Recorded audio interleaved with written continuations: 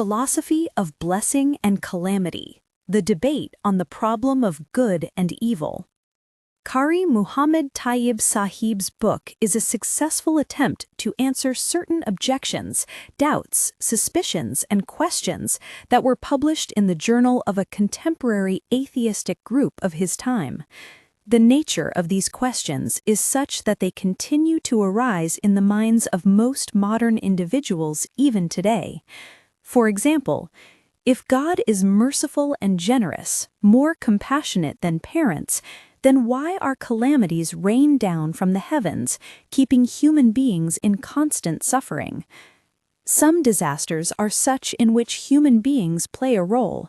However, most calamities are those that are considered purely acts of God, calamities that cause immense suffering and seem to be bent on destroying settled human homes. Are these signs of God's mercy and compassion? If so, then what distinction remains between mercy and cruelty?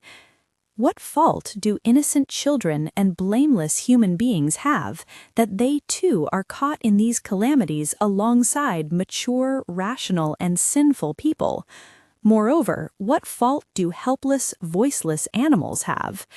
If the purpose of calamities is human welfare, then why does God, who is also omnipotent, not adopt an easier means?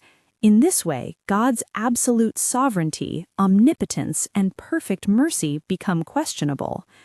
If the purpose of sending tribulations upon human beings is to test and examine them, the question arises, since God, as the creator of human nature and disposition, is fully aware of them at every moment, what is to be gained by retesting them?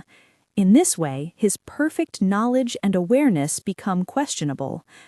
What kind of test is this that has been hung around the human neck from eternity, from whose endless chain of calamities no escape seems possible? Furthermore, this also casts a blemish on God's justice, fairness, and wisdom. When the calamities, sorrows, and sufferings spread throughout the world are examined, negligence ultimately turns out to be human. In such a situation, it can be said that the real cause of these calamities is neither God's essence nor his attributes, nor any of his actions. Rather than considering God as the absolute ruler over oneself, it is human prudence, strength of will, and active readiness that become the means for removing calamities. Merits of the book. Although this book is written by a religious scholar, the answers provided are not merely doctrinal, rather they are investigative and philosophical in nature. Instead of a purely transmitted and traditional style, the responses are written while observing rational, demonstrative, logical, and argumentative principles, so that even the questioner cannot object to the answers themselves. The book first clarifies the philosophy of blessing and calamity, and then, in the light of its correct exposition, refutes objections, doubts, and suspicions. The root cause of these emerging doubts is identified as the problem of the relation of the originated to the eternal. That is, what relation does the accident have with the substance? What is the relation between non-existence and existence, and what connection do these existents that come into being have with the source of existence? The fundamental premise of the book is based on the correct and sound discovery of this relationship connection. All the details of the book revolve around this central premise.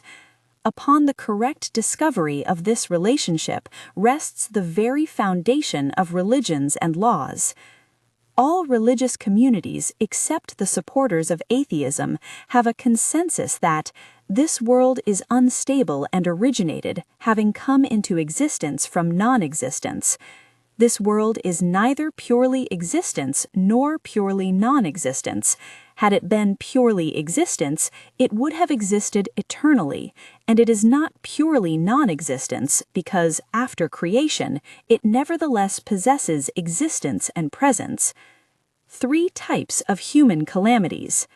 Involuntary calamities, both internal and external, creational changes.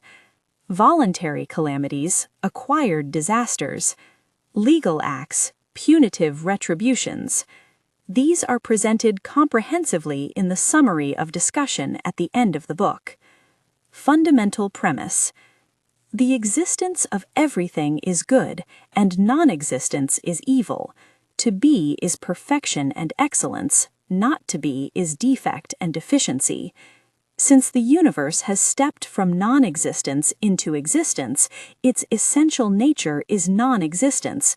Therefore, alongside the effects of temporary existence, the characteristics of original non-existence, the substance of evil, also remain present within it. Since this world is a mixture of existence and non-existence, a struggle between the two continues within it. Sometimes the qualities of existence prevail, and at other times the characteristics of non-existence emerge.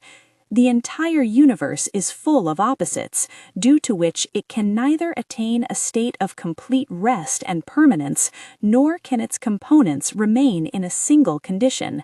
As Mir says, "Having come into existence, we never saw comfort. Would it that our eyes had never opened from the sweet dream of non-existence." Or as Ghalib says, "Within my very construction lies a form of ruin." The treasure of existence is God's essence, whereas the source of non-existence is creation. The existence of the newly originated world is not essential but accidental. To call it accidental means that its existence has come from somewhere else. But one thing is established: wherever this existence has come from, existence there cannot be accidental, rather it must be essential and original. Such an existence must be self-subsisting, not dependent on any other, perfect in its being, with no trace of non-existence within it. Absolute existence is free from temporariness and imperfection. In short, it is a necessary existent in whom there is no aspect of non-existence at all, and this is God, the owner and sovereign of the dominion. The essence and attributes of creation are non-existence, whereas the essence of the Creator is pure existence. Change can occur in creation, but not in the Creator. In the world, the dominance of calamity should indeed be permanence. Since the origin of the universe is non-existence, every existing thing within it remains afflicted by some form of calamity. The blessing of existence is granted sparingly. Furthermore, existential perfections are unstable in temperament, so they come and go. Calamities are in reality the natural result of changes in disposition and negation of existence, and all are equal participants in them. These sufferings and afflictions are a feature of the non-existential temperament and original non-existent nature of things. Due to not understanding the reality of calamities and disasters, the atheist denies the existence of God, and by declaring every particle of the universe eternal and everlasting, or by considering it a necessary existent, places it as an equal to God, thereby accepting countless gods. In reality, this is the result of ignorance and unawareness of the problem of the relation of the originated to the eternal. Without calamities, progress is not possible.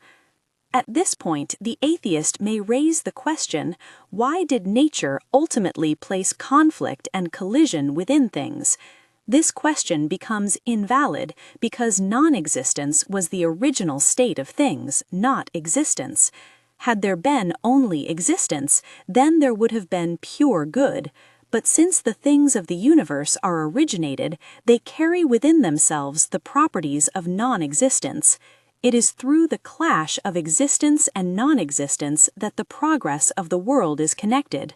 From this very collision, the manifestation of events in the universe become possible. If the entire world were molded into uniformity, the beauty, ornamentation, and diversity of the universe would disappear. It is from multicolored flowers that the garden derives its beauty. O Zok, this world is adorned by difference. Thus, these sorrows, calamities, and sufferings become a permanent proof of God's existence, not a reason for his denial.